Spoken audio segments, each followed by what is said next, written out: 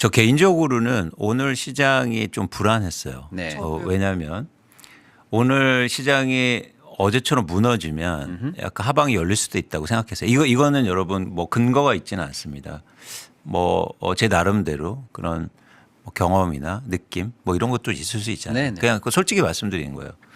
그래서 오늘 시장이 어제처럼 크게 밀리면 다시 말씀드리지만 하방이 열릴 수도 있다고 전 생각했거든요. 근데 오늘 다행히 뭐 크게 상승하는 모습은 아니지만 일단 버텨는 내고 있다. 네. 이게 좀 긍정적인 네. 것 같고 그런데 이런 이유에 대해서 다시 한 번만 이제 여러 가지 말씀을 드렸는데 다시 한 번만 전 생각해 보고 싶은 게 코스피 지수 그래프 한번 보여주실래요? 여러 번 보여드린 건데 코스피 지수 첫 번째 그동안 6천에서 9천을 가는데 50%가 올랐지 않습니까? 그런데 6천에서 7천 가는데 13일, 7천에서 8천 가는데 13일, 그리고 8천에서 9천 가는데 19일 걸렸어요. 그러니까 속도가 굉장히 빨랐다. 네. 자산시장에서 속도는 항상 뭔가 부담의 요소이긴 합니다. 그래서 저는 지금의 변동성 그리고 하락은 저렇게 빨리 그러니까 지수가 많이 올랐다는 건 문제가 아니고 빨리 상승한 거에 대한 부담이 좀 작용하는 게 아니라 저게 심리에 영향을 좀 주는 것 같아요. 그래서 특히 아까 일반 투자자들 많은 국민들이 이제 함께 투자하고 계신데 속도가 빠르다 보니까 저게 적응이 잘 안 된 상황이라고 일단 해석은 합니다. 그럼에도 불구하고 저희가 선행 PER 지표를 한번 볼게요. 저렇게 빨리 올랐기 때문에 버블이라는 얘기를 많이 하죠. 그런데 저희는 거기에 반대입니다. 뭐냐면 그럼에도 불구하고 빨리 올랐음에도 불구하고 여전히 대한민국의 주식시장은 저평가받고 있다. 글로벌하게. 저 이유는 분명합니다. 왜냐하면 저건 선행 PER이라고 해서 주당 순이익 비율을 말씀드리는 건데 선행이라는 건 과거의 이익이 아니라 앞으로의 이익이에요. 앞으로에 나올 이익을 보니까 우리나라 기업들이 이익을 많이 낼 거기 때문에 주가가 올라도 그만큼 이익 증가율이 더 속도가 빠를 거란 얘기를 의미하는 겁니다. 저희는 저 지표에 더 신뢰를 갖고 있다. 그래서 지금 수급의 영향으로 주가가 하락하고 이런 거를 좀 저희는 견뎌야 된다. 그리고 다시 저런 저평가라든지 이익 증가가 부각되는 시점이 반드시 올 수 있다라고 봅니다. 그 중심에는 뭐냐면 일단 삼성전자만 보여드리고 싶은 건데 삼성전자의 영업이익입니다.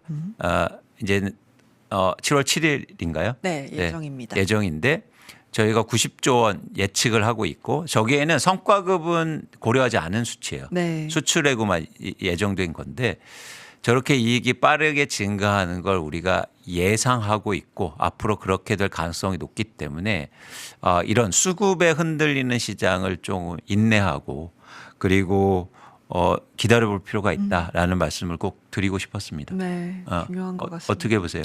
맞습니다. 주식이 매일 가격이 증감 변동하니까 정가가 없다고 생각하시는데요.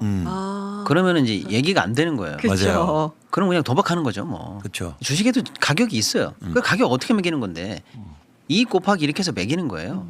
그렇게 해서 매겨봤더니 삼성전자 하이닉스가 여전히 7배, 6배밖에 안 돼요. 네, 왜 이렇게 싸? 이걸 인정해야 돼요. 그렇죠. 그 확실한 믿음이 있으면 흔들릴 이유가 없어요. 근데 어저께 폭락 나왔으니까 이건 진짜 더 떨어질 거야. 뭐 앞으로 올라간다는데 왜 안 될 것 같아. 이런 생각을 하실 필요가 없는 거예요. 그럼 주식을 안 하셔야 됩니다. 네. 여기도 합리적으로 자본과 자본이 부딪히는 세계고 합리적으로 통용되는 법칙과 룰이 있는 곳이거든요. 정확하게는 그래서 가격이 있다. 근데 삼성전자 하이닉스의 가격을 붙여보니까 너무 저평가돼 있다. 아직도 이거는 확실한 겁니다. 네. 이건 확실한 거예요. 그러니까 이걸 믿으셔야 되고 두 번째 이게 무너지면 이제 말이 안 된다는 거고요. 두 번째는 다른 격언인데요. 좀 무식한 얘기인데 싼 거 사는 게 최고예요. 저평가 이기는 거 없다. 싼 게 왕도다. 뭐 이런 비슷한 얘기들이 많아요. 그럼 뭐냐? 증감 변동하고 뭐 다음에 어떤 호재가 나오면 어떻게 반영되고 다 좋은데요. 그거 어떻게 다 맞춰요. 그런데 그냥 가만히 앉아서 지금 저평가됐어? 싸? 그러면 무조건 그때 사야 돼요. 싼 거 이기는 거 없어요. 그렇죠. 그래서 대한민국 주식이 싸다는 말씀을 드리는 거고 근데 단어를 좀 강사다. 바꿔볼게요. 네네네. 가격은 아니고 가치가 가치가 있다. 싸다. 네네네. 네, 그래서 가격은 막 변동되니까 네. 가치가 정해져 있다. 네. 그래서 가격은 언젠가 네. 가치에 수렴할 수 있다라는 맞습니다. 신뢰와 믿음을 갖고 네. 있다. 그래서 이 말씀을 제가 오늘 아침에 뉴스공장 나가서도 이제 보여드린 건데 네. 워렌 버핏 이 말이 지금 시장에서 가장 필요한 말이다라는 생각이 듭니다. 우리 권다영 앵커님 한번 읽어주세요. 주식 시장은 인내심이 없는 사람들로부터 인내심이 있는 사람들에게 돈을 이동시키는 장치다. 좋습니다. 지금 인내심이 필요해요. 저 인내심은 저는 대응 방법으로 두 가지를 제시합니다. 하나는 사지 않는 것도 인내심이에요. 아 버텨, 그러니까 막 그 사고 싶은 그 마음을 누르는 거. 그리고 팔지 않는 게 또 중요한 인내심입니다. 그래서 지금 시장에서 변동성이 큰 시장에서는 여러분들 인내심을 좀 발휘하셨으면 좋겠다는 말씀을 드립니다. 그리고 저희가 말씀드린 대로 6월 안에 외국인이라든지 수급이라든지 변동성이 커질 거기 때문에 네. 그걸 감안하시면서 맞습니다. 그 시기를 넘긴 다음에 또 한번 뭔가 방향성을 생각해 보는 것도 좋지 않겠느냐. 예측치 못한 일이었어요. 어제 큰 변동성은 사실은요. 맞아요. 그래서 이제 다시 또 인내심을 좀 발휘하면 좋겠다라는 말씀을 좀 드립니다. 네. 네. 그래서 음. 그냥 뭐 삼성전자, 하이닉스, 솔림, 뭐 네. 코스닥의 부진, 뭐 다른 섹터로 수급에 좀 저 갈증 뭐 이런 건 원래 이제 사실은 좀 좋은 건 아니니까 그렇죠. 그런 건 다 그냥 평소처럼 우리가 고민한다 치고 음. 다시 한번 생각해 보면 삼성전자, 하이닉스 같은 회사가 우리나라에 없다고 생각해 보시면 저는 지구 끝에 있는 어디 이상한 데 상장돼 있어도 가서 살 것 같아요. 맞아요. 우리나라 게 맞아요. 아니라 그래도 맞아요. 네. 맞아요. 그만큼 확실하다. 저는 그렇게 생각하고요. 네. 네. 한편으로 저만 그렇게 생각하는 게 아니고 이 와중에도 지금 삼전 하이닉스 관련해서 목표가가 지금 계속 올라가는 리포트가 지금도 쏟아져요. 네. 지금 간단하면 소개해줘 두 회사. 지금 삼성전자부터 볼까요? 오늘 나온 리포트 다올에서 나온 게 58만 5천 원으로 목표 주가 올려줬고요. 네, 58만 원까지 나왔고요. 보시면 다른 걸 다 떠나서 목표 주가가 다 상방으로 네, 상향 조정되고 있다. 저는 이 지점을 좀 말씀을 드리고 싶어요. 네, 그리고 매수도 매수인데 이제 스트롱 바이까지도 나오고 있다. 네. 하이닉스도 마찬가지입니다. 그럼 뭐 하이닉스 이렇게 급락했는데 라고 하실 수 있겠습니다만 목표 주가가 얼마인지 사실 우리 그 끝은 모릅니다. 그래도 지금 가치를 산정해 봤을 때 지금보다 훨씬 더 높게 올라갈 수 있다라고 증권가에서도 보면서 목표 주가를 올려주고 있다. 이 지점을 좀 보시면 좋을 것 같습니다. 맞습니다. 꼭 이대로 간다. 뭐 언제까지 갈 거냐 뭐 이런 건 아니고 어쨌거나 삼성도 58만 원대까지 지금 목표 주가가 나오고 있는 중이에요. 네. 네. 어저께. 음. 그리고 하이닉스도 420만 원까지 나오는 중입니다. 예. 그러니까 꼭 거길 간다라는 게 그쵸? 중요한 게 아니고 네. 저 앞에까지는 갈 수 있는 아이들이야. 이렇게만 해석해 주셔도 큰 믿음에 보탬이 되지 않을까 이렇게 생각합니다. 또 한마디만 저 하고 싶은데 제가 여의도에 있는 두 마디 친구들이랑 하셔도 돼요. 10마디 할게요. 네. 막 얘기를 하다가 그런 얘기를 했어요. 지수 2000대일 때처럼 매매했다가는 지금은 내가 적응을 하지 못하겠다라는 이야기들을 다 합니다. 그래서 주식 투자 오래 하신 분들도 많이 계실 테지만 약간의 그 로직과 생각에 대해서 시장에 조금 더 적응해 나가는 그런 스탠스를 가지는 것, 그런 마음을 가지는 것, 그거 되게 중요한 것 같습니다. 맞습니다. 그러니까 이것도 저희가 강조하는 건데 시장의 움직임과 그리고 내가 연결이 물론 돼 있죠. 근데 내가 생각한다고 해서 시장이 바뀌는 게 아니에요. 그래서 시장이 이렇게 움직이는 걸 이걸 그냥 받아들이는 자세, 투자할 때는.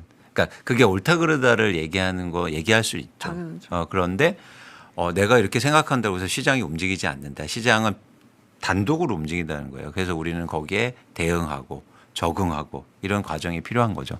근데 제가 이 말씀 드리고 싶은 건데 아까 이제 반도체 애널들이 한국의 반도체 애널들이 이제 목표 주가를 올리고 실적 추정을 하지 않습니까?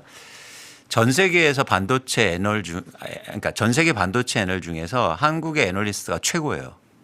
왠지 아세요? 최고의 기업들이 한국에 있기 때문입니다. 자료를 바로 한국어로 볼 수 있는. 그렇죠.